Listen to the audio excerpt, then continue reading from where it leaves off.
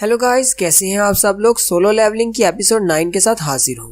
डोंगसुक अपना मोबाइल लेकर बैठ जाता है और इंटरनेट पर जिनवू के बारे में रिसर्च करता है। ग्यूवन डोंगसुक से कहता है, एंट्रेंस को बंद करने के लिए हमने काफी बड़ा धमाका किया था। मुझे लगता है कि बॉस जाग गया होगा। डोंगसुक उससे पूछता है, क्या तुम्हें लगता है कि तुम बॉस को हरा सकते हो? ग्यूवन उसे कहता है, नहीं, मुझ में इतना कॉन्फिडेंस नहीं है।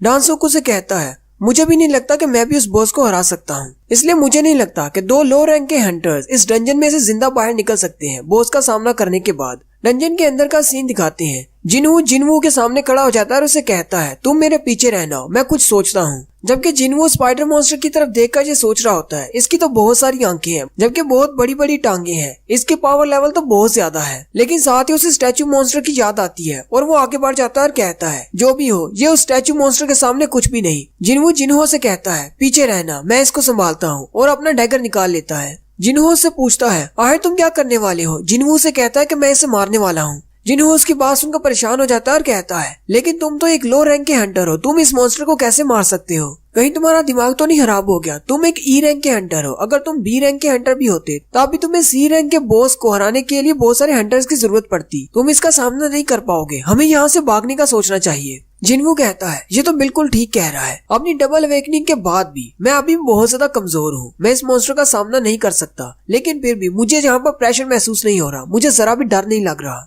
इंस्टेंट डंजन के अंदर जिस बड़े से सांप का मैंने मुकाबला किया था वो शायद ई रैंक का बॉस था, और उसके बाद डंजन से बाहर आने के बाद वो स्टोन मॉन्स्टर जो कि शहर पर हमला कर रहा था वो शायद डी रैंक का बॉस था। उन दोनों के मुकाबले में स्पाइडर मॉन्स्टर की पावर तो बहुत ज्यादा है। उसी वक्त वो स्पाइडर मॉन्स्टर आगे बढ़ता है और जिनवू पर अटैक करता है। जिनवू भी अपने ब्लेड की मदद से उस पर अटैक करता है। जिनवू कहता है, ये ब्लेड तो बहुत ही अच्छा है, पहले वाली तलवार के मुकाबले में बहुत ज्यादा अच्छा। फिर जिनवू और स्पाइडर मॉन्स्टर फिर से फाइट करना शुरू कर देते हैं, जबकि जिनवू दूर खड़ा ये सब कुछ देख रहा होता है और बहुत ज्यादा घबरा जाता है और कहता है, आखिर ये कैसे हो सकता है? ये ई रैंक का हंटर नहीं हो सकता। जिनवू स्पाइडर मॉन्स्टर की टांगों पर अपने डैगर से अटैक करता है, लेकिन उसकी स्किन बहुत ज्यादा मोटी होती है। जिनवू कहता है, इसकी स्किन तो बहुत ज्यादा हार्ड है, मुझे बहुत ज्यादा डीप अटैक करना होगा ताकि मेरा डैगर इसकी स्किन के अंदर दन सके। ये तो मुझे कोई ब्लाइंड स्पॉट्स भी नहीं दे रहा। इसकी 8 टांगे हैं जो कि बहुत ज्यादा पावरफुल है। ये तो डंजन के फर्श को भी तोड़ता जा रहा है। इसका हर अटैक बहुत ज्यादा पावरफुल है। मुझे उसके पैरों के अटैक से बचते हुए इस पर पहुंचना होगा। जिन्हों उसकी तरफ देखकर बहुत ज्यादा घबरा जाता है और कहता है, ये एक ई रैंक का हंटर हो ही नहीं सकता। ये एक ई रैंक का हंटर कैसे हो सकता है? लेकिन इसने हंटर गिल्ड में अपने जो फॉर्म्स जमा करवाए थे उसमें इसने बताया कि ये एक ई रैंक हंटर है, लेकिन इसकी मूवमेंट्स तो बहुत ज्यादा फास्ट है। एक ई रैंक का हंटर इतना ज्यादा फास्ट और पावरफुल नहीं हो सकता। कहीं ये एक फॉल्स रैंकर तो नहीं?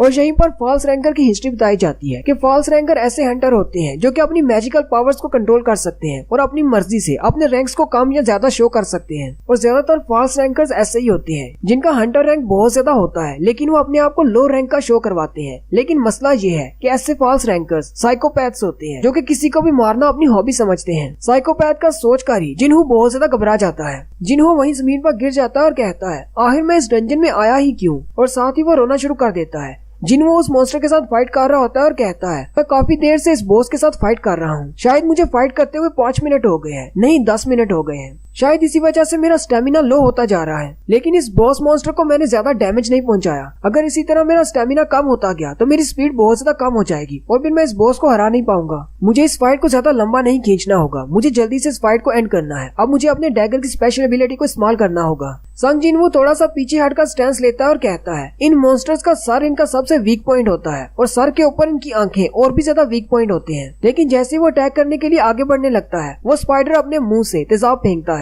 जिनवू जल्दी से जंप करते हुए उसके अटैक से बचता है और कहता है, इसके पास भी अपना ट्रम्प कार्ड है, ये तो एसिड फेंक सकता है। अगर ये इसी तरह मेरे ऊपर अटैक करता रहा मेरा स्टेमिना बिल्कुल खत्म हो जाएगा और मैं कुछ भी नहीं कर पाऊंगा। जिन्हों अपनी स्प्रिंट एबिलिटी को इस्तेमाल करते हुए अपनी स्पीड को बढ़ाता है और कहता है, मुझे इसके बहुत ज्यादा करीब होना होगा, अपनी मूवमेंट्स को तेज करते हुए इस पर अटैक करना होगा। स्प्रिंट की एबिलिटी को इस्तेमाल करने से उसकी स्पीड 30% बढ़ जाती है। जिन्हों भी ये देखकर बहुत ज्यादा हैरान हो जाता है और कहता है, अचानक इसकी स्पीड इतनी ज्यादा कैसे बढ़ गई? जिन्हों बड़ी ही तेजी के साथ उस स्पाइडर मॉन्स्टर के ऊपर जाकर अटैक करता है और अपने डैगर के पैरालिसिस इफेक्ट को एक्टिवेट करता है। लेकिन वो स्पाइडर मॉन्स्टर बहुत ज्यादा पावरफुल होता है, जिसकी वजह से जिन्हों के डैगर का पैरालिसिस इफेक्ट कैंसिल हो जाता है। जिन्वू कहता है, मुझे इसे जल्दी से जल्दी खत्म करना है, लेकिन मुझे कोई मौका नहीं मिल रहा। वो अपनी स्पीड को और भी ज्यादा बढ़ाता है। जिन्वू कहता है, ये तो पहले से भी ज्यादा तेज हो गया है, लेकिन अगर ऐसे चलता रहा तो इसका स्टेमिना खत्म हो जाएगा। इसके बाद ये क्या करेगा?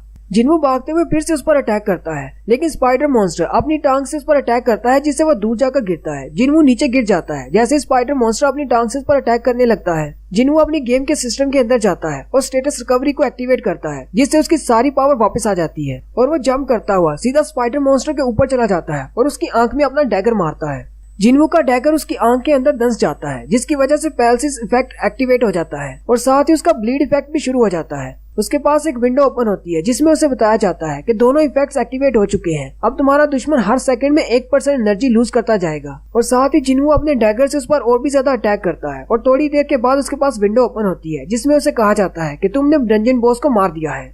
डंजन के बॉस को मारने के बाद उसके पास 3 विंडोज ओपन होती है, जिसमें उसे 3 बार लेवल अप कहा जाता है। जिन्हू एक लंबा सांस लेता है और कहता है, चलो शुक्र है मैंने अपना डेली का रिवार्ड नहीं लिया था, स्टेटस रिकवरी वाला। अगर मैं उसे पहले इस्तेमाल कर लेता तो पता नहीं यहाँ पर क्या होता। जिन्हू ये देखकर बहुत ज्यादा हैरान हो जाता है और कहता है, आखिर इसने एक डंजन बॉस को कैसे हरा दिया, वो भी अकेले, आखिर ये कैसे हो सकता है। जिन्हू कहता है, हो ना हो ये वाकई में एक साइकोपैथ फॉल्स रैंकर है। वो जिन्हू की तरफ देखता है तो जिन्हू अपने डैगर की मदद से उस स्पाइडर मॉन्स्टर के अंदर से उसके मैजिकल कोर्स निकाल रहा होता है। स्पाइडर मॉन्स्टर को मारने पर 10 मैजिकल कोर निकलते हैं। जिन्हू उन सारे क्रिस्टल्स को उठा लेता है और जैसे वहाँ से जाने लगता है, जिन्हू उसे कहता है, सर मेरी बात सुने। जिन्हू ने वो बैग्स उठा लिए होते हैं और उसे कहता है, सर अगर आप चाहें तो अपने सारे मैजिकल क्रिस्टल्स को इन बैग्स में भर सकते हैं, मैं आपके लिए ये सारे बैग्स उठाऊंगा। साथ ही वो बैग में से पानी की बोतल निकालते हुए उसे कहता है, सर आपको प्यास लगी होगी, सर आप ये पानी पी लें। जिन्हू ये देखकर हैरान हो जाता है और कहता है, अब इसको क्या हो गया, ये अचानक ऐसे क्यों बिहेव कर रहा है। जिन्हू भागता हुआ जाता है और माना क्रिस्टल्स को तोड़ना शुरू कर देता है और उन्हें बैग में भरता हुआ कहता है, अब जबकि हमारे पास सारे क्रिस्टल्स हैं, हम इन सारे क्रिस्टल्स को बाहर ले जाएंगे। उसी वक्त डंजन के इंटरेस्ट पर फिर से धमाका होता है और इंटरेस्ट खुल जाती है। डांगसुक और उसके सारे साथी वापस आ जाते हैं। वो लोग जैसे ही अंदर दाखिल होते हैं, वो स्पाइडर मॉन्स्टर को मरा हुआ देखकर बहुत ज्यादा हैरान हो जाते हैं और कहते हैं, ये दोनों तो अभी तक जिंदा है, लेकिन ऐसा कैसे हो सकता है, और बॉस भी मर चुका है। क्या इन दोनों ने मिलकर उस बॉस को मार दिया? कहीं ऐसा तो नहीं था कि ये बॉस स्पाइडर बहुत ज्यादा कमजोर था।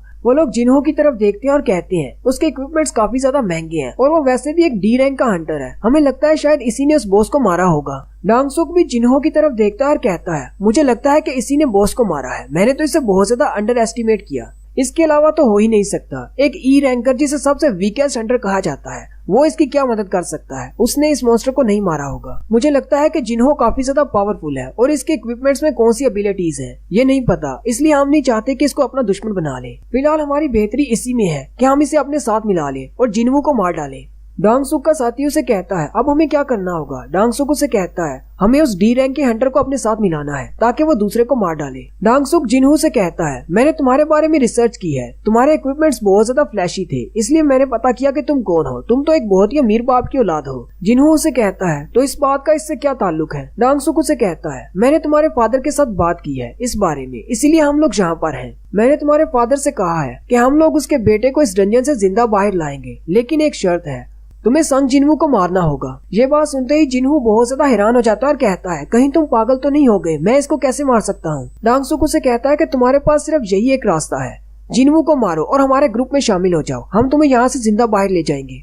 अगर तुम इसे यहाँ पर नहीं मारोगे तो हम तुम दोनों को यहीं पर मार देंगे। आखिर तुम घबरा किस बात से रहे हो, यहाँ पर कोई भी नहीं देखने वाला, अगर तुम इसको मार देते हो तो बाहर जाकर तुम्हें कोई भी नहीं पूछेगा। कहीं तुम सिर्फ एक ई रैंक के हंटर से डर तो नहीं रहे, जल्दी करो और इसे मार डालो। जिन्हू की तरफ देखता है और कहता है, सर मैं ऐसा कुछ भी नहीं करने वाला। जिन्हू उसे कहता है, कोई बात नहीं, मुझे पता है, मैं ये बात अच्छी तरह से जानता हूँ कि हमेशा ताकतवर के सामने कमजोर को ही झुकना पड़ता है और मैं यहाँ पर सबसे कमजोर हूँ, तो आखिर बार मुझे ही धोखा दिया जाएगा। जिन्हू की बात सुनकर जिन्हू अपने इक्विपमेंट्स उठा लेता है और अपनी तलवार लेकर जिन्हू के सामने खड़ा हो जाता है और डांगसुक से कहता है, मैं इसे प्रोटेक्ट करूंगा। डांगसुक उसे कहता है कि बच्चे तुम गलती कर रहे हो, तुम्हें इसकी साइड नहीं लेनी चाहिए, तुम्हें हमारी साइड पर होना चाहिए, हम तुम्हें यहाँ से जिंदा बाहर लेकर जाएंगे।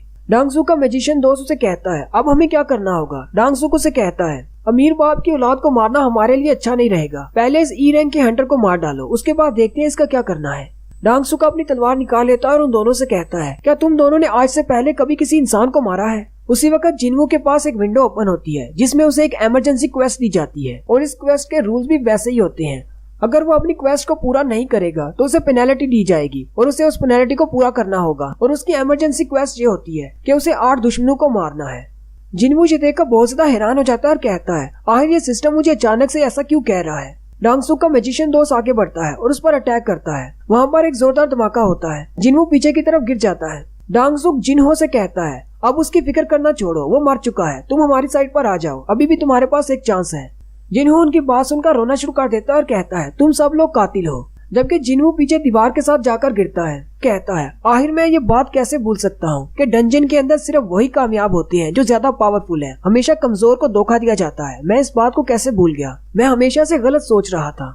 कितनी बार डंजन के अंदर जाते हुए मरते मरते बचा हूँ। हर बार अपनी बॉडी को हील करने के बाद मैं फिर से डंजन के अंदर चला जाता। इस वक्त मेरा सिस्टम मुझे कह रहा है कि सामने 8 लोगों को मार डालो जो कि मेरे दुश्मन है, क्योंकि वो सारे मेरी जान लेना चाहते हैं। अगर मैं इस क्वेस्ट को पूरा नहीं करता तो मेरी पेनल्टी डेथ होगी, क्योंकि मेरा हार्ट रुक जाएगा और मैं मर जाऊंगा। अब मेरे पास सिर्फ एक ही रास्ता बचा है, या तो मैं इन 8 को मार डालूं या फिर खुद मर जाऊं।